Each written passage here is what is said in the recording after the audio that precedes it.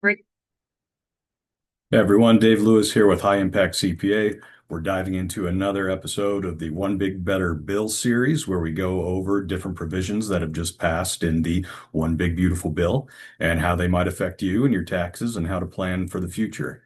So today we're going to talk about the new auto loan interest deduction. So this is an interesting one, mostly used to bolster the automotive industry in the US, and it's a great selling point for the dealerships when you go in to buy a new car. So, if you are buying a new US assembled personal vehicle and financing it, there is a new above the line deduction for your auto loan interest. It applies for the tax years 2025 through 2028, and it can be worth up to $10,000 per year in deductible interest. So let's break down who qualifies, how much you can save, and exactly how to claim it. So what's changed? The One Big Beautiful Bill passed July 4th, 2025, and created a temporary deduction for interest on loans used to buy qualified personal use vehicles.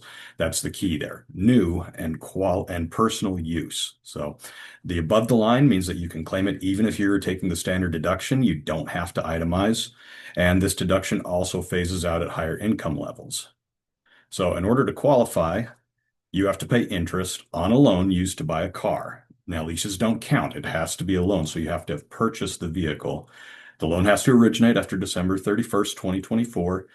The key thing is the vehicle is for personal use, not business use. So all of the old rules that were in place for business vehicle deductions, those still apply and are often much more advantageous. So if you are using your vehicle for business use, talk to your tax advisor and make sure you're taking the right deduction. You want it in the right place. So this deduction does start to phase out with your income. So you'll get the full benefit of the $10,000 limit up to $100,000 single or $200,000 married filing jointly, and the deduction starts to phase out above those amounts. So there is the annual cap. It's up to $10,000 interest per year, which covers pretty much any car loan. And if you're in that income level before the phase out, you're probably not hitting anywhere near $10,000 of interest a year. So there are specific vehicles that qualify for this. It has to be a qualified vehicle, includes a car, minivan, SUV, pickup, and even motorcycles under 14,000 pounds gross vehicle weight rating. So big trucks are not considered part of this. If you've got a big truck, you're probably using it more for business anyway, so nothing to worry about. So what about qualified interest? What does that mean? It means interest paid on a secured loan used to purchase the vehicle. And if you refinance, interest on the refinance principal might also still qualify. You just have to make sure the loan still meets specific rules. So what doesn't count for the leases and used vehicles do not qualify. You have to buy the car new. So used cars don't count. And I know with a lot of people's financial situations, getting a new car may not be in the cards anyway. And we're going to talk a little bit about that at the end of the video too, about whether it's actually a wise decision to buy a brand new car. So, other things that don't qualify, the vehicles are not finalized, do not have their assembly finalized in the United States. So this is kind of that push to bring everything back in-house, right, under the US roof. So most cars, you'll be able to find out if they are or not. You can just check the VIN, and trust me, the dealer is going to be more than happy to tell you if it is or not. But as far as what you can save doing this, so let's take a quick example. So let's say you buy a $48,000 SUV, 8% interest for 60 months.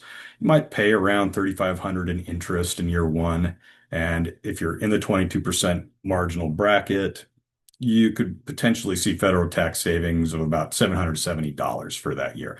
So remember, it's not a credit, it's not dollar for dollar, but it can help with your tax situation.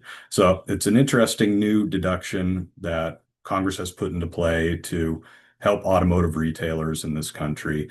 If you are looking to buy a new vehicle this year for personal use, this is going to be very advantageous for you. However, if you're looking for tax savings and you want to just buy a new car to save some taxes, I would caution on that just because, the second you drive it off the lot, that car is not worth what it was. And you should never, ever walk over a dollar to pick up a dime. So if you're buying a new car just to save on taxes, it's probably not the most prudent plan.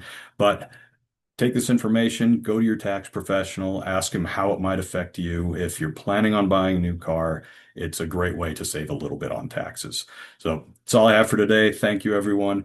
Again, like and subscribe if you haven't. And if you need a great set of tax advisors and financial professionals, feel free to reach out to us at High Impact CPA. Thanks, everyone.